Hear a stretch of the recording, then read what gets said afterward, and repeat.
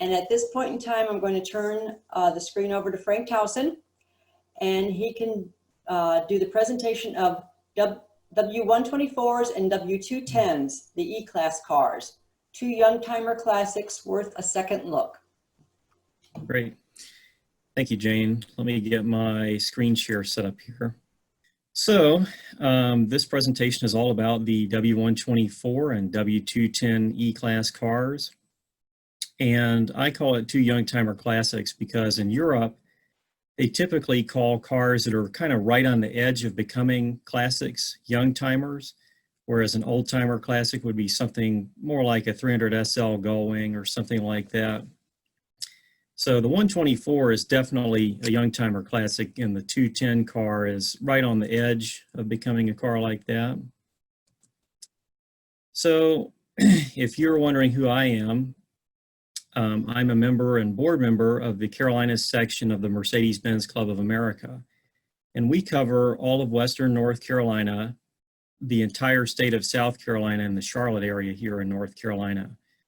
So I've owned a 1999 E320 for about 13 years, which is the car you see in the photo. It's a brilliant silver over ash rear-wheel drive car.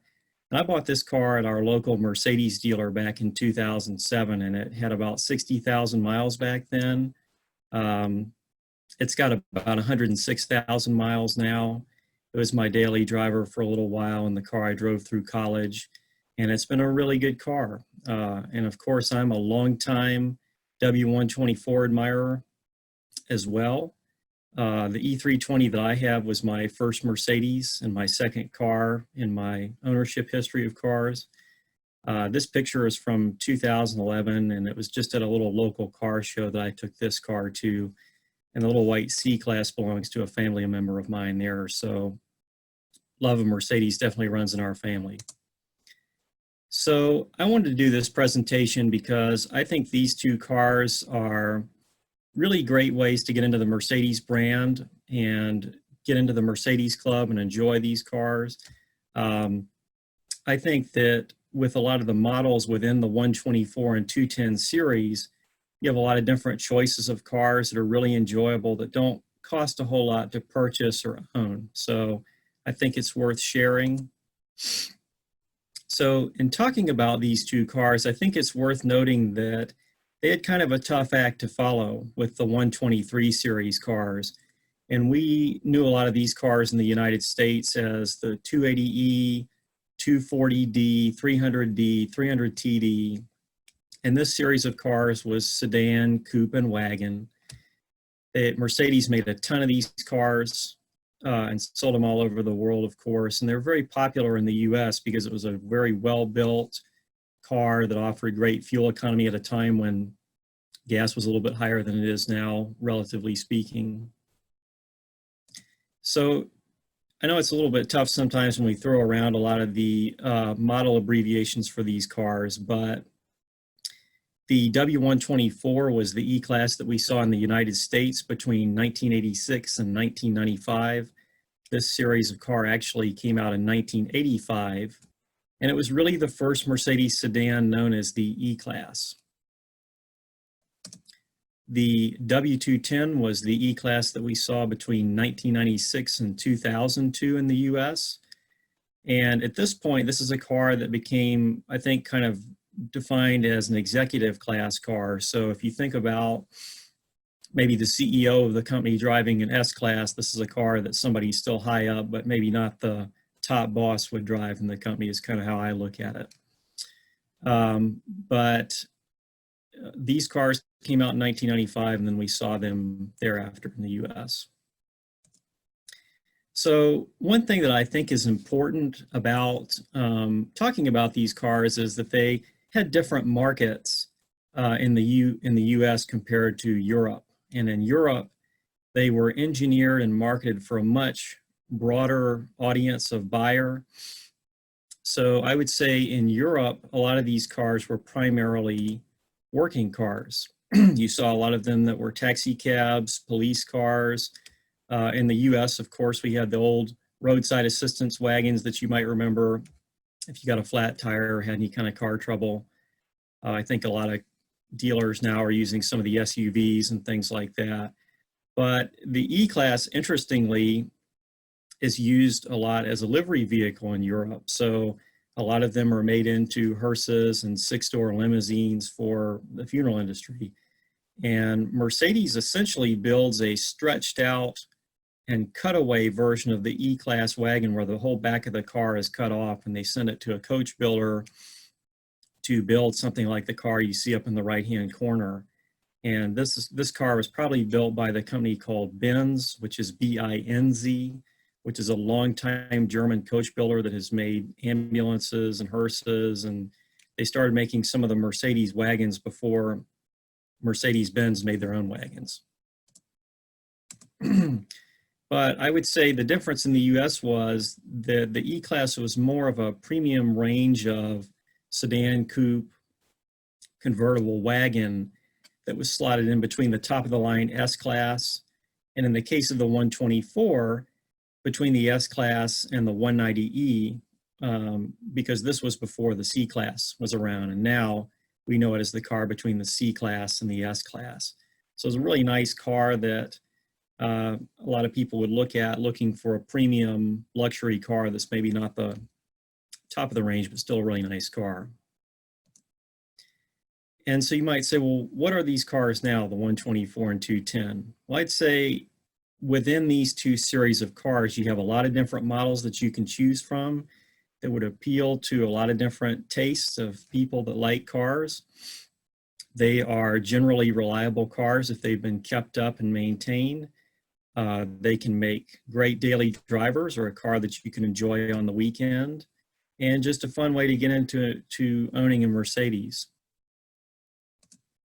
So with each car, with each series, we're going to talk a little bit about the history, design, and development, the models and body styles, and then what it's like to purchase one and own one, and what kind of things you'd want to look out for if you decided to pursue owning one of these cars. So looking at the 124 first. And I'll move past this picture because it makes me a little dizzy seeing this car on the vibrating platform there to test its suspension. So one thing that I think is interesting is with the 124, this car was being developed right around the time the 123 was hitting the showroom floor. So around the time we were seeing 300Ds and 240Ds in dealerships, Mercedes was already working on the next replacement of these cars. And the thing that you have to remember at this time was Mercedes was basically redoing their entire lineup. So they were developing an entry-level car with the 190E, known as the 201 chassis, and then they were developing an entirely new S-Class, the 126 chassis, and they were basically engineering all three of these cars at the same time concurrently. And in the late 70s, the decision was made that the 190E and the E-Class would share a lot of components. And I know you all are probably saying with the 201 cars, they also had a diesel version, the 190D as well. But Mercedes said these two series of cars are going to share a lot of the components. And for you sharp-eyed viewers out there, the car in the CAD drawing is actually a 190E. So it was also a challenge engineering the E-Class because they had to create so many models for this car as well. So the dimensions and design of the car were finalized in the late 1970s. This car got a major upgrade in terms of its suspension setup with the 5-link rear suspension and McPherson strut in the front. And Mercedes really wanted to improve the handling of these cars. And they also had the goal of offering a car that rode just as well as the S-Class with this car. So they really did want to have a nice riding car. Another thing that I think is notable is the engine bay was really engineered for 4, 5, and 6-cylinder engines. And this would pose a challenge to Mercedes later on. We'll talk about that here in just a minute.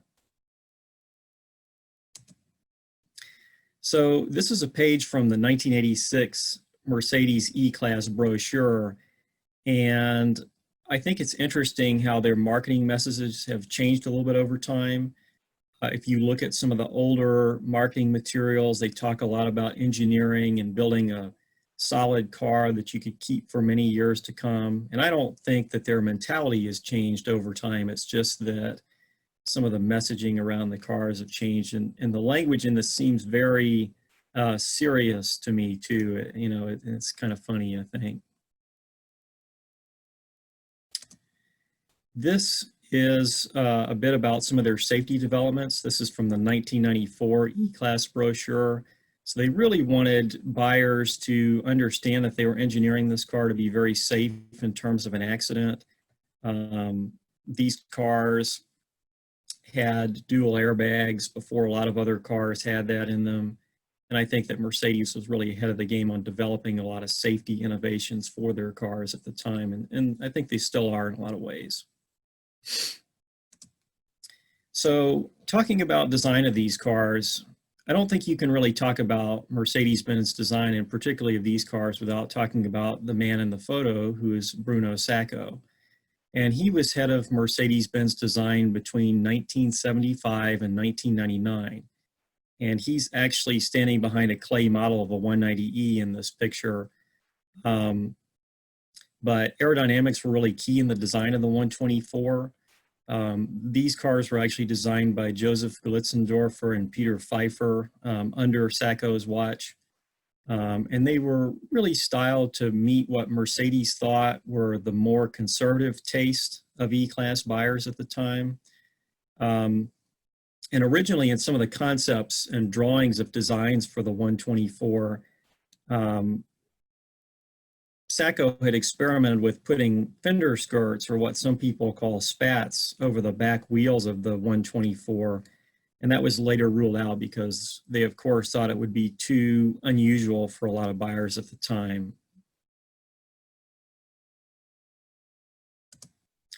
Now, these cars do have some kind of odd quirks about them in terms of their design that I think are worth pointing out.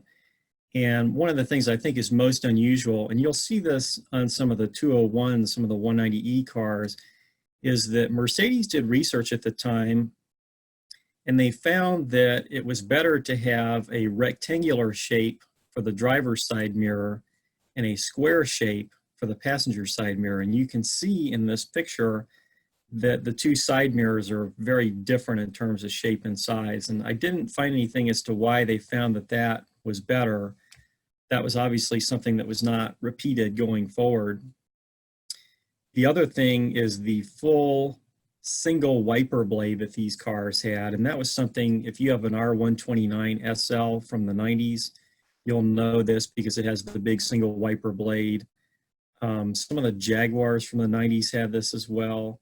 And it was carried over onto the W210, but we didn't see it after that. So it's kind of an interesting fad. And I remember a lot of people, when they would see my E-Class, would be like, well, that seems kind of weird. Or some people would say they thought it was kind of dangerous to me and things like that. But I've had no issues with it, driving through heavy rainstorms or snowstorms with the car. The last thing is, these cars, their engines were designed on a 30-degree angle so they could have a lower rake to the hood, again, to improve aerodynamics. So, like I was saying earlier, these cars were introduced in 1985 in Europe. We saw the wagon come out in late 1985. A couple years later, the coupe. And then in 1991, the convertible was introduced. We would see it in 1993 in the United States. So, going on, I want to present kind of an overview of the model so that you can see what was available in this chassis. So when people talk about the 124, they often talk about the different generations of the car. And these cars had a mild design change in 1989. And I don't necessarily view that as another generation. I view that as an extension of the first generation. So the first generation cars were basically from 86 to 93. And Mercedes offered a series of 6-cylinder and diesel engines in this time. So with your 300E, you had a 3-liter inline 6-cylinder that had about 177 horsepower. The turbo diesel was a 3-liter inline diesel with about 148 horsepower. So it seems kind of low compared to a lot of the cars we see now, but these were still good engines that gave these cars a lot of power that they needed to get up and go. One thing you may notice that was interesting is Mercedes did actually offer all-wheel drive at the time, but it was not, people just were not interested in it. And so I would say that it's extremely rare that you would find a 300E 4MATIC these days. And I actually saw one for sale on Hemmings Motor News recently that was a pretty nice car, but it's very rare that you would see one.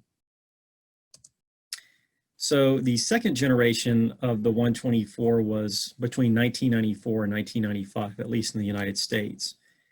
And at this point, they offered a 3.2 liter inline six cylinder, 4.2 liter V8, and then a diesel model as well. And you can see that the styling of the car changed more significantly at this point. You had this larger lower body cladding on it, which was something that Sacco wanted on the original car, and they sort of ruled it out at the time.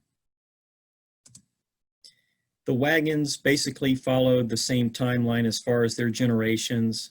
Unfortunately, Mercedes didn't offer a V8 in the wagon or a diesel, at least in the United States, which would have been really cool if they had, but that's how it goes. Did offer all-wheel drive as well. And one thing I think is kind of cool about the wagon is they had this little jump seat in the back, which was kind of like a third row seat. And if you were sitting in this seat, you'd basically be facing cars driving behind you. So I guess you could, you know, wave at other drivers and motorists and things like that. And that's something that has continued in Mercedes wagons since. If you went and bought a new E450 4MATIC wagon, you could still get this on a Mercedes, which I think is kind of interesting. So then we have the coupes, 300 CE and E320. This is a really nicely styled car. And then of course the convertible, which came out in 1993, in the last couple of years, 94, 95. And I think one thing that is significant to mention about the convertible is this was the first four-seater convertible that Mercedes had really come out with since the early 1970s, when they stopped building the W111, like the 280 SE and 280 SE 3.5. And I don't really count like some of the SLs that had the little kinder seat, the little jump seat in the back. That's not really a four-seater. So this was a really interesting car and brought back a really nice full four-seater convertible. Nice image here showing the body structure of the convertible. Mercedes, like any other car maker, had to really engineer these cars to be strong and safe. And they're very structurally sound cars as a result. And another nice feature of the convertible is they have a fully lined convertible top. So it gives this more finished look. You don't see all the ribs and metal convertible top mechanism like you do in some cars. And that gives you a little bit of extra sound insulation, because I feel like when you drive a rag top, you get a little bit more road noise and wind noise compared to a coupe or car with a removable hardtop. And then I think the car that a lot of people have been wanting to talk about is, of course, the 500E and E500, as it was later known. So this was the flagship model of the E-Class lineup. We saw this car right around 1992 in the US. It was later called the E500 in 1994. And I think it was kind of funny, if you look in the brochure, Mercedes says, this car is a standard by which we will measure all automobiles. And I'm not going to argue with that, because this was a really significant car. So if you're asking what this is, well, this was a car that Mercedes developed in response to some of the M-series BMWs at the time, M5, that was really a threat to them. And you have to realize that the relationship between Mercedes and AMG was not officially consummated at this point. We saw them officially partner right around 1994, when we first saw the little W202 C-Class, the C43, I think it was. So AMG was tuning Mercedes at this point, but they weren't officially linked up with Mercedes-Benz, the company at the time. So this car was created as a, basically I call it a collaboration between Mercedes-Benz and Porsche. And Mercedes knew that they were going to have to basically re-engineer the whole front of this car to fit the 5-liter V8 in it. And they also had to redo the suspension of it, restyle it. You can see this car has the really flared out front and rear fenders. The lower bumper and cladding have been redesigned. This particular example's got the Evo 2 wheels on it. But they knew that if they were going to build this car at Zindelfingen, where they built all the other E and S class, that it would cost them a lot of time and money in terms of retooling. And so they partnered up with Porsche and said, can you help us re-engineer this car and build it? And the car was sent between Zindelfingen and Zuffenhausen for assembly. And one thing I think is kind of cool to note is if you are interested in Porsches, this car was built along the same assembly line as the 959, the Kevlar-bodied supercar that Porsche is known for building. This is a page from the 94 brochure for an E500. So at this point, the car had 315 horsepower, 0 to 60 time of 6.3 seconds. And I think with all the big supercharged and turbocharged engines today, this doesn't sound like a whole lot to us, but it still was very significant. This was a really serious contender in terms of performance cars. I think it was a little bit unusual that it was only offered with an automatic, but that's kind of typically what we see with a lot of Mercedes, at least in the US. And this is what the interior of the E500 looks like. You have these really nice, big bolstered seats with perforated leather, these beautiful wood veneer inserts. And this car was basically just a 4-seater because it had this big panel of wood where somebody would sit in the middle in the back seat. So if you were looking for a 124 or thinking about owning one, this next section will cover some of that. So I think some reasons to own these cars are the diesel and 6-cylinder examples are cars that have good fuel economy and really pretty good performance. It's a kind of car that you could drive every day or just drive for fun on the weekends, whatever you like. They're well-engineered cars that are generally pretty easy to work on. They had high-quality, durable interiors. I think most of us know that MB.Tex is pretty much indestructible as an interior material, and a lot of these cars had that, so they've held up well over time. Good fuel injection system in them. But a few things to watch out for were Mercedes was really trying to develop more technology into these cars. And so some of the electrical systems were not as advanced as they would be in the 210 or later E classes. And that means that tracking down some electrical issues can be a little challenging, particularly with the ABS systems. And then of course, like we mentioned, a lot of these cars had inline engines. So there's not a lot of room in the engine bay to perform some jobs because basically you have this big long engine block running between the cabin to the grill. So if you were doing something like trying to adjust a belt tensioner, you wouldn't have a lot of room between the front of the engine and the radiator, for example.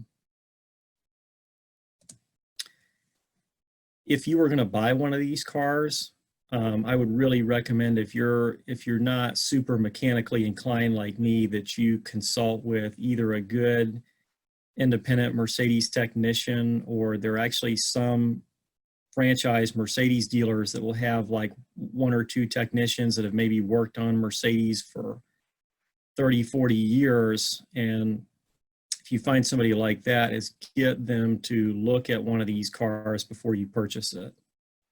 One particular issue with some of the 6-cylinder engines is they will need head gasket replacement if the head gasket's gone bad, and that of course is an expensive job. Biodegradable wiring harnesses can be an issue in some of the models. And like we say, for really any older car, trying to find one that has a big messy folder of complete service records, especially for a higher mileage car, is something you really want to look for. I think. And I would recommend, I actually consulted an article that was in the November, December 2017 issue of the Star magazine that was written by Pierre Heddery, Daniel Stahl, and Gary Anderson. It's a buyer's guide for these cars. And so I would recommend digging that magazine out of your archives and looking through it if you want a complete look at things to look for in buying these cars. Rust can be a potential issue on them. It's more of an issue on cars that have non-galvanized bodies. But I actually went to college in the Midwest at Indiana University, and so I would see some W124 E-classes up in Indiana, and they would have really bad rust in the doors like this. It typically would be like where it had bubbled up underneath the paint and not totally rusted through like the car you see in the picture. But these cars can have rust if they're not kept up or if they're in a really harsh environment. A lot of the standard places around the fender wells and things like that. This is just a really general look at pricing for what some of these cars generally would run. I look at cars all the time on Hemmings Motor News and on our local Craigslist here where I am in Asheville, North Carolina. And so some of the top end figures I present are based on what I call sort of unicorn cars, which are cars that maybe are extremely low mileage that you would almost never see, but that I've seen, and people are asking something well out of the range of book value because they know that people aren't going to be able to find a car like that very easily. And then of course on the coupe, convertible and 500E, the coupe is a car that you can still find for a really nice value out there. There are a lot of nice ones. The convertibles are still fairly reasonable for a lot of nice examples. But the 500E and E500 is a car that's a little bit tougher to get a hold of just because these cars have become so popular and sought after that the prices are really increasing quite a bit. And I would say if you found a low mileage showroom floor example, there's no telling what you could actually purchase that car for because the demand is so high for it.